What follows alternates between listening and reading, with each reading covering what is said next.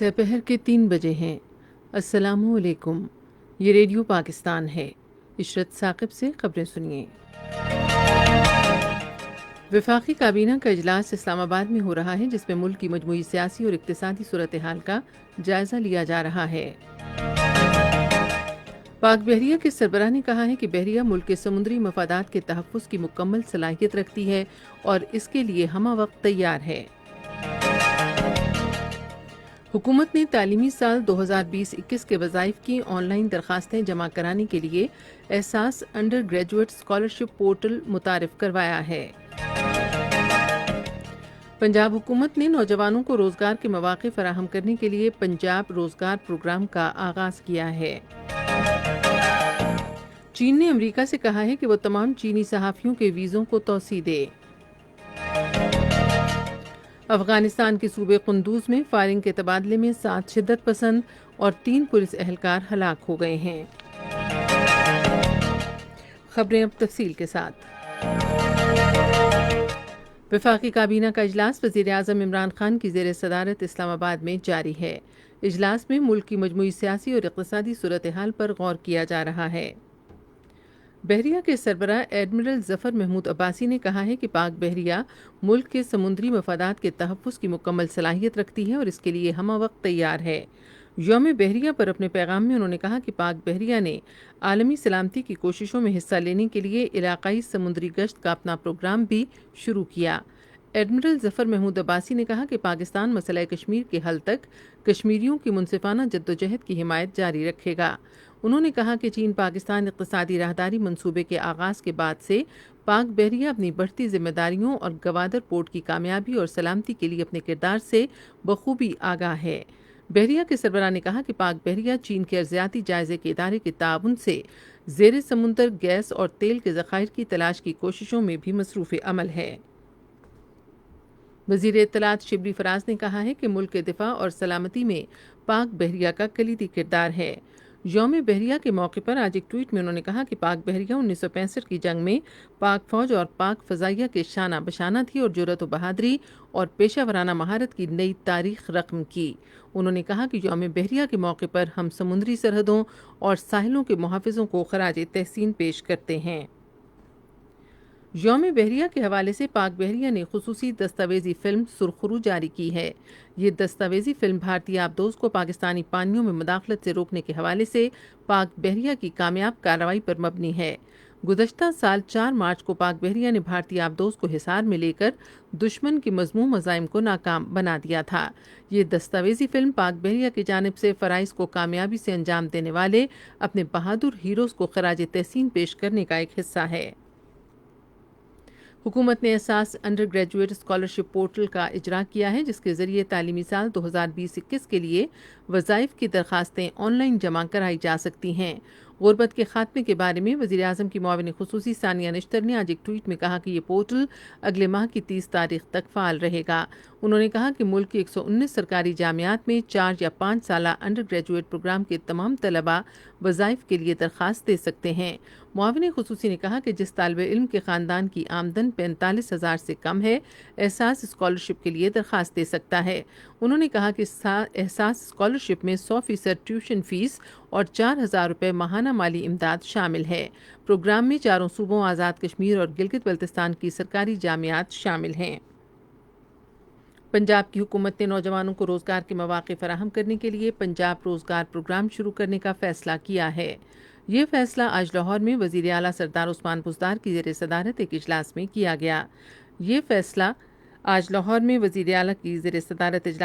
گیا۔ جس میں انہوں نے کہا کہ اس اسکیم کے تحت کاروبار شروع کرنے کے لیے نوجوانوں کو 1 کروڑ روپے تک کی مالیت کا قرضہ دیا جائے گا۔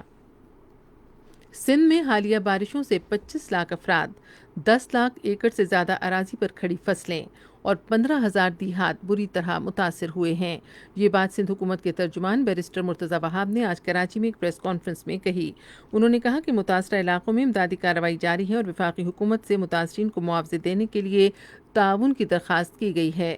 انہوں نے امید ظاہر کی کہ وزیر اعظم عمران خان کی جانب سے اعلان کردہ ترقیاتی پیکج کے مثبت نتائج نکلیں گے اور وفاقی اور صوبائی حکومت شہر کی ترقی کے لیے مل کر کام کریں گی۔ یہ خبریں آپ ریڈیو پاکستان سے سن رہے ہیں۔ ملک میں کورونا وائرس سے صحتیاب ہونے والے مریضوں کی تعداد 2,86,157 ہو گئی ہے۔ تازہ ترین اعداد و شمار کے مطابق ملک میں کورونا وائرس کے فعال مریضوں کی تعداد 6,726 ہے۔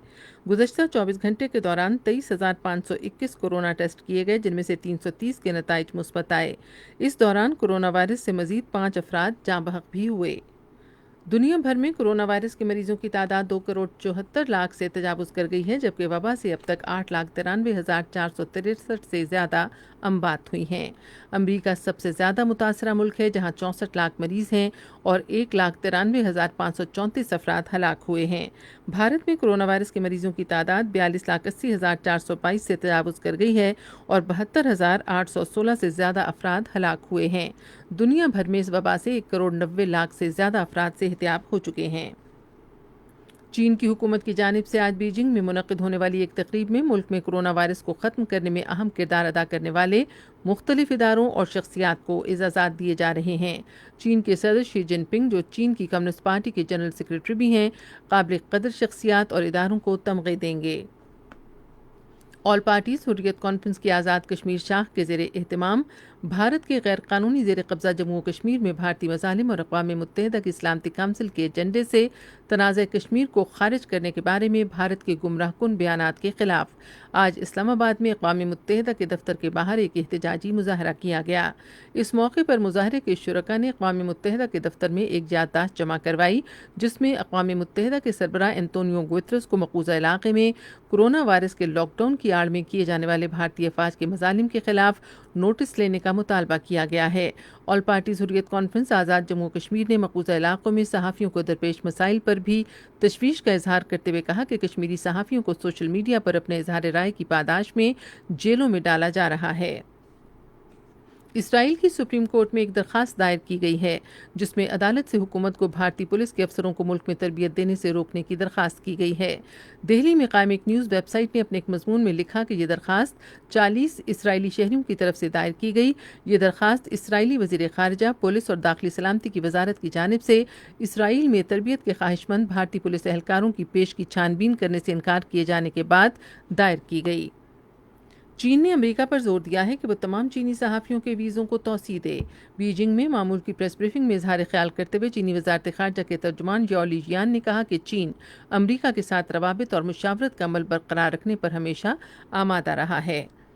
افغانستان کے صوبے قندوز میں فائرنگ کے تبادلے میں 7 عسکریت پسند اور 3 پولیس اہلکار ہلاک ہو گئے۔ پاکستان سمیت دنیا بھر میں آج خواندگی کا عالمی دن منایا جا رہا ہے۔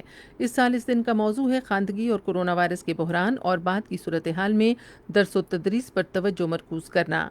یہ دن منانے کا مقصد معلمین کا کردار اور تعلیم کے بدلتے طریقوں کو اجاگر کرنا ہے۔ اس دن کی مناسبت سے مختلف قومی اور بین الاقوامی تنظیمیں تقاریب منعقد کر رہی ہیں۔ ریڈیو پاکستان آج تیسرے پہر 3:30 بجے خواندگی کے عالمی دن کے سلسلے میں ایک خصوصی مذاکرہ نشر کرے گا۔ اور اب موسم کی صورتحال کے لیے محکمہ موسمیات کے نمائندے کی رپورٹ۔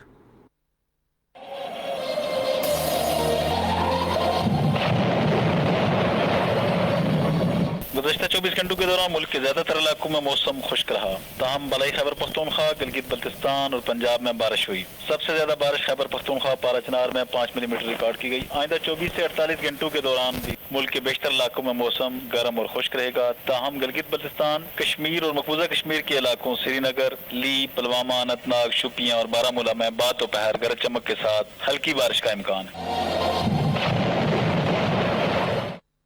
خبروں کا خلاصہ ایک بار پھر۔ وفاقی کابینہ کا اجلاس اسلام آباد میں ہو رہا ہے، جس میں ملک کی مجموعی سیاسی اور اقتصادی صورتحال کا جائزہ لیا جا رہا ہے۔ پاک بحریہ کے سربراہ نے کہا ہے کہ بحریہ ملک کے سمندری مفادات کے تحفظ کی مکمل صلاحیت رکھتی ہے اور اس کے لیے ہمہ وقت تیار ہے۔ پنجاب حکومت نے نوجوانوں کو روزگار کے مواقع فراہم کرنے کے لیے پنجاب روزگار پروگرام کا آغاز کیا ہے۔